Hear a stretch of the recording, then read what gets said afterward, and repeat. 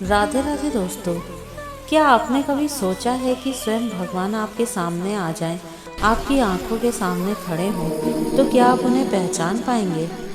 सुनने में आसान है, पर पहचान हर कोई नहीं पाता। और इसका सबसे बड़ा प्रमाण है स्वयं गोस्वामी तुलसीदास जी। हाँ, वही तुलसीदास जिन्होंने रामचरितमानस रचा, जिन्हें हनुमान जी ने अपना पुत्र कहा। वही तुलसीदास दो दो बार भगवान राम के सामने खड़े थे, पर पहचान न सके। ऐसा क्यों हुआ? इसमें कौन सा छिपा रहस्य था?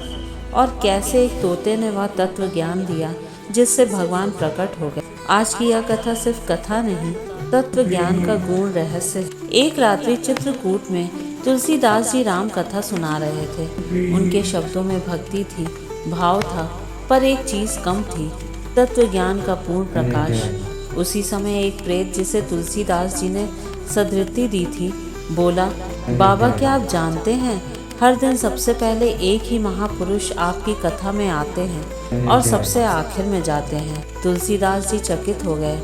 कौन?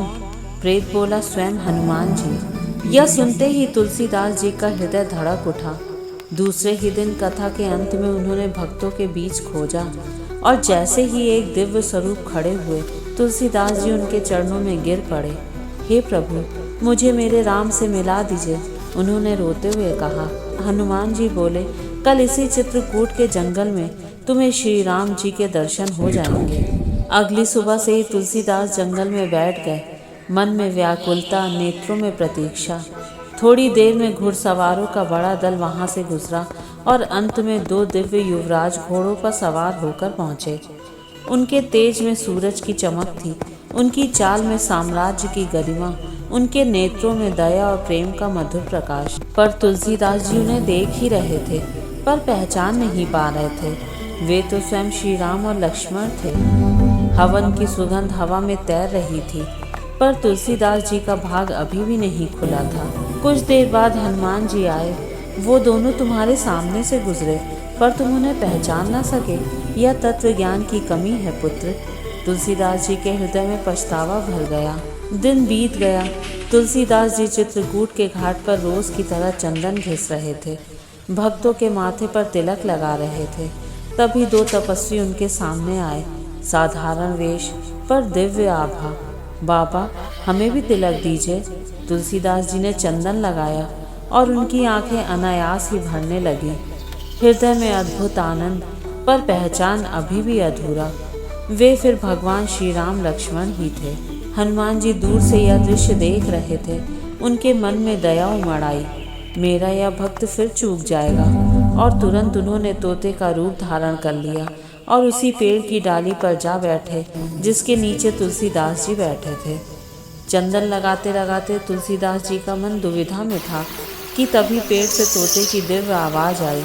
चित्रकूट के घाट पर सुर संतन की भीड़, तुलसीदास चंदन घिसे तिलक करे रघुवीर। ये शब्द सुनना था। तुलसीदास जी के भीतर बिजली सी कौंध उठी। वो रोते हुए भगवान के चरणों में गिर पड़े।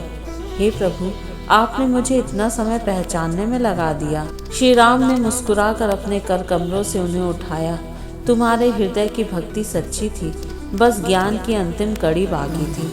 उनके आंसुओं की धारा ने भगवान के चरणों को पखार दिया, और वहीं चित्रकूट के उस घाट पर तुलसीदास जी को उस परम सत्पुरुष श्री राम जी की पूर्ण प्राप्ति हुई। कई लोग उस समय उपस्थित थे। उन्होंने भी वही दृश्य देखा, पर कुछ समझ न सके, क्योंकि बिना तत्व ज्ञान के भगवान सामने हो तो भी नजर नहीं आते। इसलिए तत्व ज्ञान का अभ्यास, सुनना, पढ़ना, मनन कभी बंद ना करें। तो दोस्तों, आज की कथा हमें यही सिखाती है कि भक्ति को शक्ति तभी मिलती है जब उसे तत्व ज्ञान का प्रकाश मिलता है, और यही प्रकाश अज्ञान के अंधकार को चीर कर भगवान तक ले जाता है। जय श्री राम।